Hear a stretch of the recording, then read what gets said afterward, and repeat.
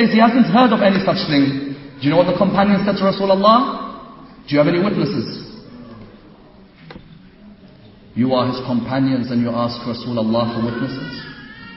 Imagine at this moment what goes through Rasulullah's soul. The anger that must be there, that I've been living with you all these years and supported you, and you think that my mouth requires witnesses? At this moment, Khuzaymah bin Thabit al-Ansari walked past. When he walked past, he said, what's going on here? They said to him that Rasulullah claims that the camel belongs to him, but he has no witnesses. Do you know what he replied? Listen to the effect Rasulullah had on his people. He said, I have sold my soul and my body and my wealth and my property all towards Rasulullah. Do you think I'm going to doubt him over the purchasing of one camel? The idea was that Rasulullah's soft-heartedness and his purification of his soul was what attracted people towards the religion of Islam. As the Quran says, وَلَوْ كُنْتَ فَضًّا غَلِيظَ الْقَلْبِ لَانْفَضُّوا مِنْ حَوْلِكَ. If Rasulullah was hard-hearted, no one would have come near him. But because Rasulullah's soul and his faculties were in balance with each other, Rasulullah achieved success.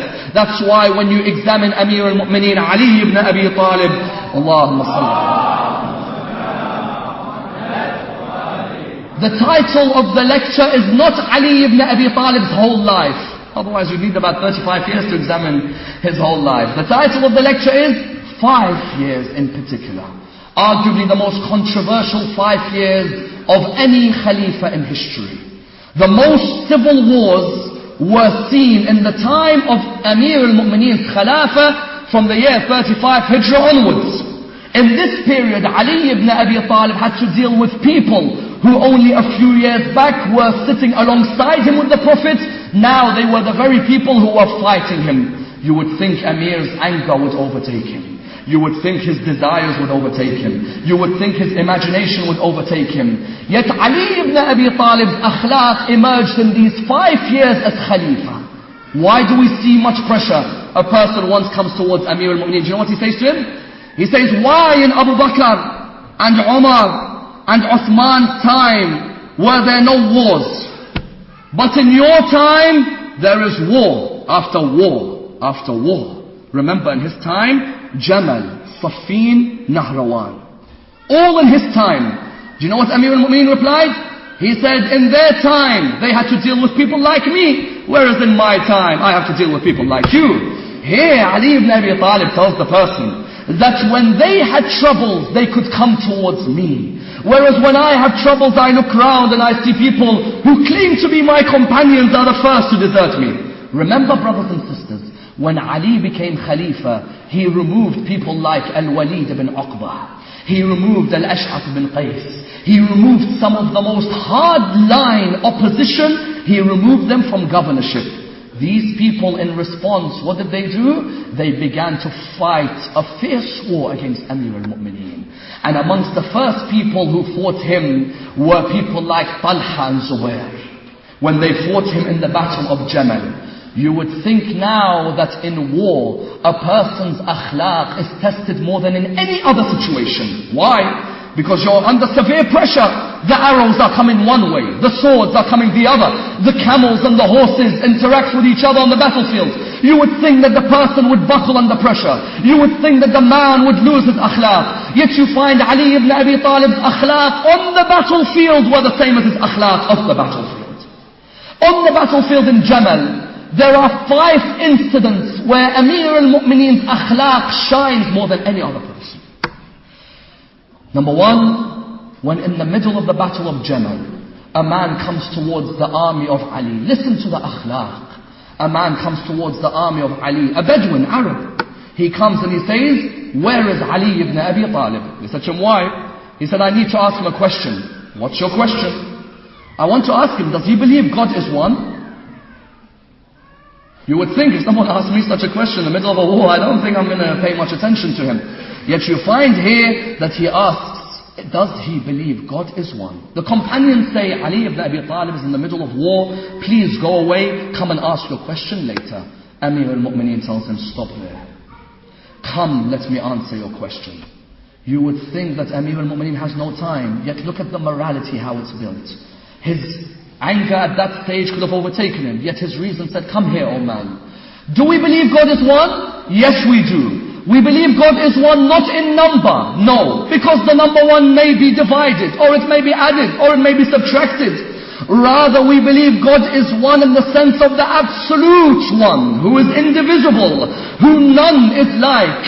At this moment, he said, the whole reason I am fighting this battle is to answer the question you have just asked me. And that's why you find in the same battle of Jamal, Aisha, wife of the Prophet, was sitting on the camel, leading the army, while the carriage, because she was in a carriage, while this carriage was on the camel, the war continued. Ali ibn Abi Talib wanted that carriage to fall, because as soon as that carriage would fall, the whole war would finish. So he said to Malik al-Ashtar, his companion, and he said to another companion, listen to what he does. He said to another companion, he said to Malik, cut the feet of the camel. And he said to the other companion, when the carriage falls, she will fall. Pick her up when she falls. Malik al-Ashtar goes and he cuts the feet of the camel. At this moment the carriage falls, the other companion holds on to her. Listen to what she says. She says, remove your hands from the body of the wife of the Prophet. How dare you touch me? And the reply came, I am Muhammad, the son of Abu Bakr, your brother, who is holding on to you. The only man who could touch her, because he was her brother, was the man who was fighting alongside Amir al-Mu'mineen. Amir al-Mu'mineen would not have it that a man would disrespect the lady who is fighting him. A lady who is leading an army to fight you, Amir al-Mu'mineen makes sure Muhammad ibn Abu Bakr is the only man, because they are both the children of Abu Bakr, he is the only man who was able to touch her at that stage. Number 3, in that same war, Ali ibn Abi Talib is fighting. He fights one of the opposition. You know how it is, Ali ibn Abi Talib hardly ever loses. When he was fighting the opposition, he strikes the sword of the person and he flicks it up. The sword comes down. The person is now on the ground. Amir al-Mu'mineen looks at him and the person just stares, knowing that this is his end. Amir al-Mu'mineen picks up the person's sword and tells him, here, take it. I cannot strike a human being when he is defenseless.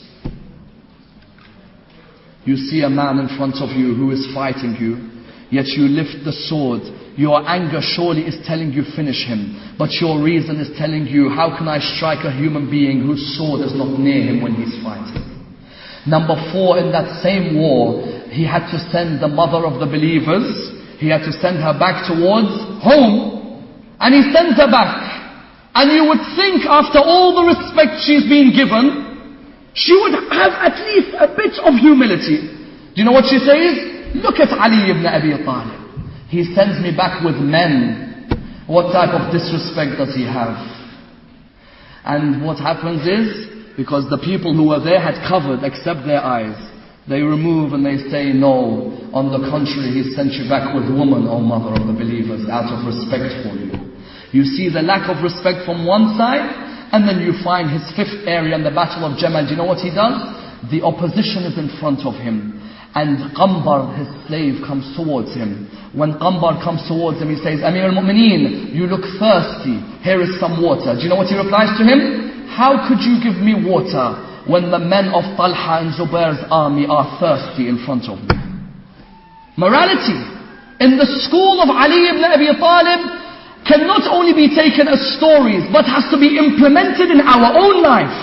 There is no point people coming on the 13th of Rajab or coming on the 19th of Ramadan unless they implement all of these moral aspects of the Imam. That's why when Amir al-Mu'mineen in the battlefield, he was generous. But of the battlefield, he was more generous. I defy anyone in history to show me a man who was a great warrior on the battlefield and was humble off the battlefield. Name me all the great warriors in history. When they were arrogant on the battlefield because they knew they were the strongest, off the battlefield their arrogance would continue. But as Rumi used to say about Amir al-Mu'mineen, in bravery you are the lion of your Lord, but in generosity who knows who you are. In bravery, you are the lion